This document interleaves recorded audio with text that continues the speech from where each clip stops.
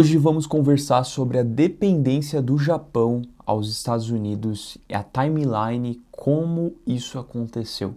O que aconteceu na história recente até, que o Japão ele ficou tão dependente dos Estados Unidos.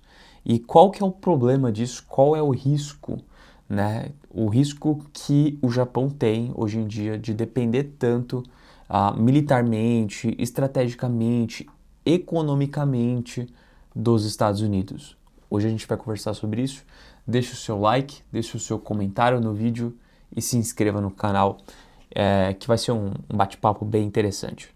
A timeline histórica, em 1945 acontece a derrota na Segunda Guerra Mundial, quando o Japão se rende após Hiroshima e Nagasaki.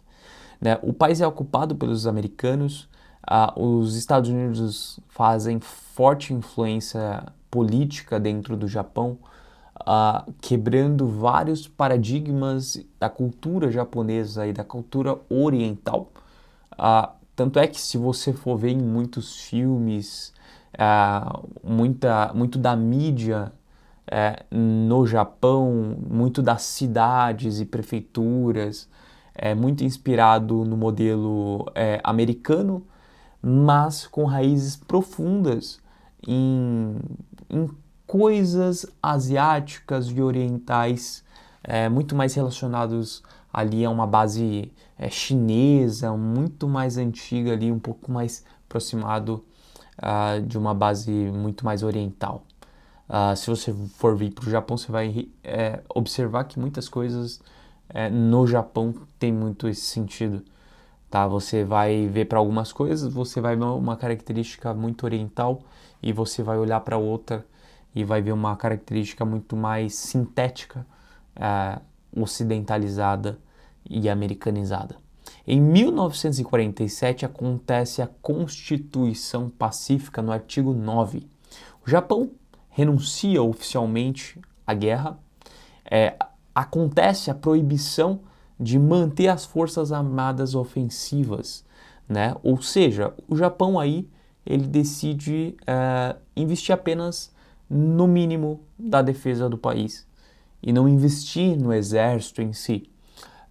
Ele abre espaço para o exército americano, para os Estados Unidos investir em defesa dentro do Japão, de bases militares na Ásia, de forma muito estratégica, como a base em Okinawa, que é uma base militar americana muito estratégica na Ásia, e o Japão ele faz muitas concessões para os americanos. Em 1951 acontece o Tratado de Segurança Japão e Estados Unidos. Os Estados Unidos eles passam a garantir a defesa do Japão. Bases militares americanas são instaladas no território japonês, especialmente Okinawa, onde a base ali na ilha, a base ali em Okinawa é uma base muito estratégica e muito forte no cenário geopolítico, no cenário de importância militar, bélica, de defesa para os norte-americanos.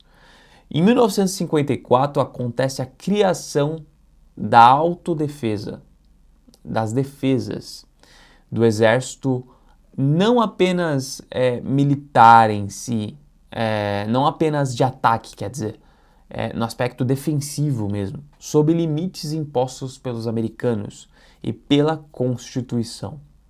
Ou seja, é muito aquilo que eu disse, os americanos eles investem no Japão, coloca a base militar americana prestando um serviço de segurança, de defesa para o Japão sobre outros países, principalmente ali na Guerra Fria, onde teve muita influência da União Soviética, sendo que a União Soviética ela é muito mais próxima ao Japão do que o próprio Estados Unidos. Ou seja, os Estados Unidos precisavam marcar território na Ásia, e assim ele fez em Okinawa. Depois tem o contexto todo da Guerra Fria, de 50 a 51. O Japão ele vira pilar estratégico dos americanos contra a União Soviética. A China comunista e a Coreia do Norte, e a dependência militar se consolida. Ou seja, a dependência militar dos Estados Unidos acaba sendo muito estratégica. E quando a gente fala de dependência militar, envolve vários outros aspectos, também econômicos, também de sanções.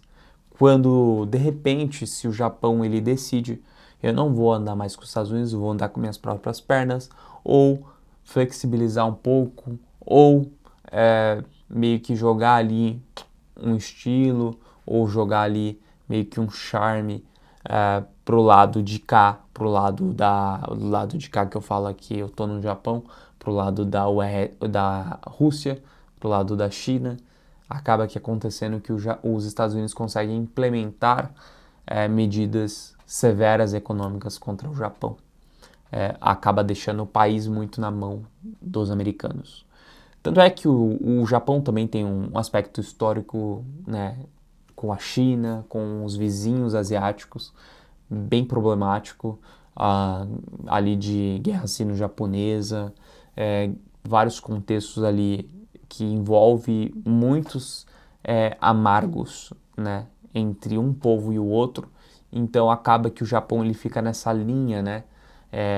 Por exemplo, se a gente for ver depois o ataque de Hiroshima e Nagasaki, há muitos motivos que os japoneses se sentiram meio não amigáveis com os americanos. Mas acontece que o Japão ele fica em cima do muro, onde há amargo com a própria China e é onde há amargo também com os Estados Unidos. Então acaba que ele pende mais para os americanos por causa de tudo isso que eu acabei de dizer, da Constituição, de severas coisas, ações econômicas que pode barrar o Japão e acabar realmente com a economia japonesa. Bom, nos anos 2000, né, a ameaça da Coreia do Norte acontece, mísseis norte-coreanos reforçam a necessidade do escudo americano. Realmente ali nos anos 2000, a Coreia do Norte acaba ameaçando muito mais o Japão. Muita gente já deve ter visto ameaças ali do Kim Jong-un contra o Japão e muitos testes de mísseis no mar japonês ou na redondeza aqui do Japão. E muitas pessoas acabam ficando muito preocupadas porque não sabe até então aonde pode ir o teste do norte-coreano, do Kim Jong. Nos anos 2010 e até o presente, da ascensão da China, tem o crescimento militar chinês, né, que a China até então não é visto como um país militarmente guerreiro, de guerra, de briga, assim como a Rússia, que é caracterizada por isso, assim como os próprios americanos.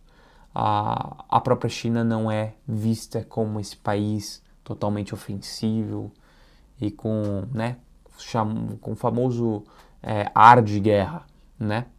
E tem o crescimento militar chinês, aumenta a dependência japonesa da aliança com os Estados Unidos, porque a China, como eu disse para vocês, no aspecto histórico não tem um relacionamento muito saudável com o Japão e acaba que acontecendo no contexto geopolítico, da geopolítica, que os japoneses olham para a China e falam, pô, temos que ficar esperto e olha, Estados Unidos, investe mais em defesa aqui que está precisando, vai ser bom para mim, vai ser bom para você, porque a China é uma grande concorrente ao top 1, ao number 1 do mundo.